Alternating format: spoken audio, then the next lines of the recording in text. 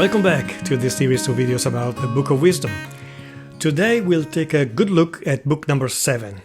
You can find all the other videos in this channel's playlist. So with Solomon's monologue, which starts towards the end of chapter 6, at verse 22 of chapter 6, we have the beginning of the second part of the Book of Wisdom that goes from chapter 7 to chapter 9, and that in a certain sense constitutes the nucleus, the real nucleus of this book.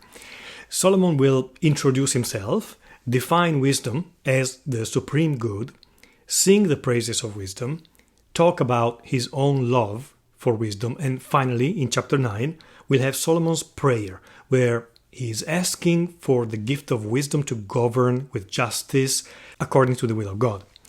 Since we are reading words written by a Jewish scholar who is writing as if he was Solomon, hence this is a fictional Solomon, it's useful to remember here the older biblical tale of the famous dream of Solomon, where he had an exchange with God. This was in the Book of Kings, number 1, 3-5. The Book of Kings was written about 500 years before the Book of Wisdom, and here is the passage from the Book of Kings. The Lord appeared to Solomon in a dream at night. God said, "Ask something of me, and I will give it to you." Solomon answered, "O Lord, my God, you have made me, your servant, king to succeed my father David. But I am a mere youth, not knowing at all how to act. I serve you in the midst of the people whom you have chosen, a people so vast that it cannot be numbered or counted. Give your servant, therefore, an understanding heart, to judge your people and to distinguish right from wrong. For who is able to govern this vast people of yours?" The Lord was pleased that Solomon made this request, so God said to him, "Because you have asked for this, not for a long life for yourself, not for riches, not for the life of your enemies, but for understanding, so that you may know what is right, I do as you requested. I give you a heart so wise and understanding that there has never been anyone like you up to now, and after you there will come no one equal to you." Wisdom is the understanding of truth, about right and wrong, good and evil. If good and evil are only subjective feelings, or man-made laws or principles, if there is no such thing as the natural moral law that every society in history, except for ours, has always believed in, then there is no such thing as a God, or even the knowledge of God. And in that case, there is nothing but might makes right. Because if there is no objective right and wrong, then right and wrong are determined only by power, by physical force, by political force, or personal emotional force. This is what all of our secular media keep repeating, and what most of the teachers in our society today believe and teach. So why does Solomon get wisdom in the Book of Kings? It's because he asked God for it. He asked for an understanding heart, which is not meant as the center of our emotions, but the center of our insight. If you want wisdom, God is where it is and where it comes from. Let's see the beginning of this chapter 7 of the Book of Wisdom. "I also am mortal, like all men, a descendant of the first-formed child of earth, and in the womb of a mother I was molded into flesh within the period of 10 months, compacted with blood, from the seed of a man and the pleasure of marriage." This is referring to ancient beliefs in 300, 200 before Christ of the seed of man and the blood of woman, because our knowledge about ovaries and female eggs were not available yet. So by the union of these two things, then a fetus was created. "And when I was born, I began to breathe the common air, and fell upon the kindred earth, and my first sound was a cry, like that of all." Solomon is introducing himself, describing his own birth, his own origin, just as a man, just like everybody else. "For no king has had a different beginning of existence. There is for all mankind one entrance into life and a common departure. We all come through the same place, and we all go out from just one place." And here at verse 7 we have already the reference to the Book of Kings, where Solomon says, "Therefore I prayed, and understanding was given me. I called upon God, and the spirit of wisdom came to me. I preferred her to scepters and thrones, and I accounted wealth as nothing in comparison with her.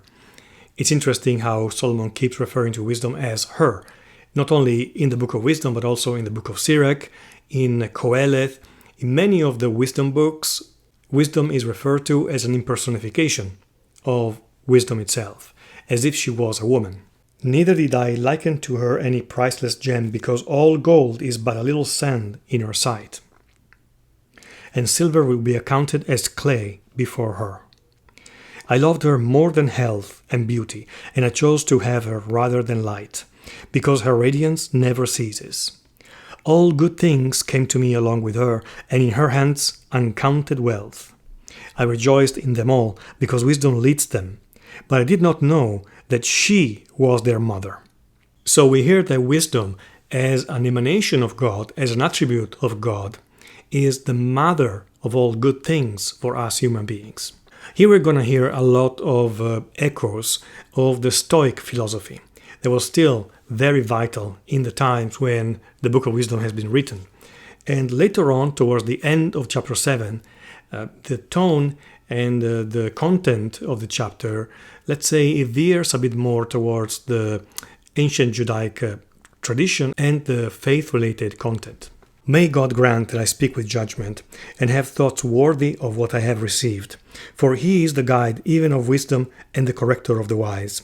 For both we and our words are in His hand, as are all understanding and skill in crafts. For it is He who gave me unerring knowledge of what exists, to know the structure of the world and the activity of the elements, the beginning and end and middle of times, the alternations of the solstice and the changes of seasons. These are really the clear echoes of Greek philosophy, of Stoic philosophy in particular. I learned both what is secret and what is manifest, for wisdom, the fashioner of all things, taught me. For in her there is a spirit that is intelligent, holy, unique, manifold, subtle, mobile, clear, unpolluted, distinct, invulnerable, loving the good, keen, irresistible, beneficent, humane, steadfast, sure, free from anxiety, all-powerful, overseeing all, and penetrating through all spirits that are intelligent and pure and most subtle. You can hear here a very definite, very radical difference from the tone of Ecclesiastes or Qoheleth, which was full of pessimism and even cynicism, while here we are really under the light of wisdom and therefore under the light of God. For she is a reflection of eternal light, a spotless mirror of the working of God. Here we are regaining the biblical language, the faith-related language. Light in the Bible is really the emanation of God, of everything that is good, and an image of His goodness. Though she is but one, she can do all things, and while remaining in herself, she renews all things. In every generation she passes into holy souls and makes them friends of God and prophets. For God loves nothing so much as the man who lives with wisdom. For she is more beautiful than the sun, and excels every constellation of the stars. Compared with the light, she is found to be superior. For it is succeeded by the night, but against wisdom, evil does not prevail. I hope you all enjoyed this chapter 7 of the Book of Wisdom or Wisdom of Solomon. We'll go on with the next video and talk about chapter number 8. Thank you for now. Bye.